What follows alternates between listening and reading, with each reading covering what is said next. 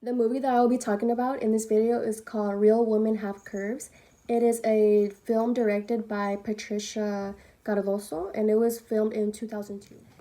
In this movie, it is about this teenager. She just graduated high school. In the movie, her name is Anna, and Anna she lives in East Los Angeles, and she just graduated high school. Anna's mother does body shame her a lot because Anna is more on the curvy side. I wouldn't say she's really overweight. I don't think she's overweight, but she is more on the curvy side. And her mother is constantly judging her about her body and how she needs to find a husband and how no man is going to want her because of the size of her body. And as a stand-up, so Anna, what she did as a stand-up for her mom, she did purposely undress herself in front of her mom to show her like, hey, look, mom, this is my body, this is my rolls, these are my thighs, and I love it. And her mom, of course, got mad, but this was a good one of my favorite parts during the movie because she was standing up for herself. Right, here we go. You started. Hannah! It's not bad study like this, study like. Yes. As for sexism, her mother did declare Anna for not being a real woman because of her body shape, but also because Anna, she starts engaging in sexual activity.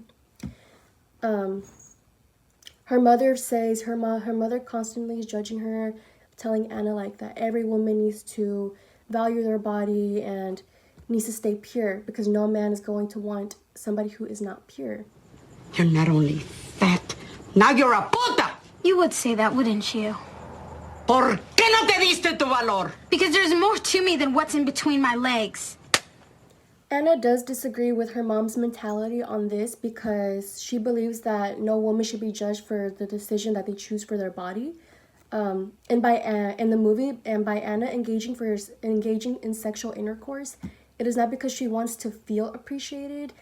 The reason why Anna feels comfortable enough to engage in sexual intercourse is because she already appreciates her body herself.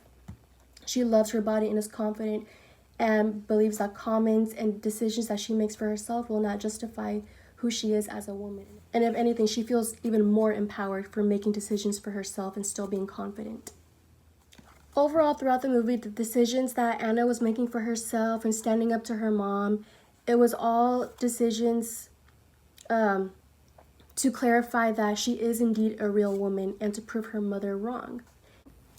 And also overall, Anna does feel strongly about how it's not right for women to be constantly judged for their decisions that they make and decisions that they make they choose for themselves. That's not right. Just because they're a woman doesn't mean that they have to be limited to decisions that they can make. They should be able to be free just like men, body-wise, purity, anything, and still be judge-free.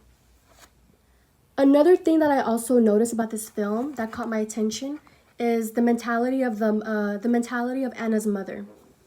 Anna's mother is constantly pressuring and criticizing her about the values of a woman, and I feel like that could also be a cultural thing that I noticed. I feel this way because I feel like the cultural mentality is based on religion, and throughout the movie, I did notice like that they are Catholic, especially the mother is like very like religious and Catholic. And those were like some things that I've noticed throughout the movie, that maybe like the mentality of the mother is like a cultural thing too. I personally am Hispanic and Catholic, and this movie is honestly pretty accurate as to what was going on for the young woman, what she was going through in the movie. Personally, in my experience, I remember one time I was not allowed to, even to this day, I'm not allowed to spend the night at a friend's house. Even my sister, she's 28 years old.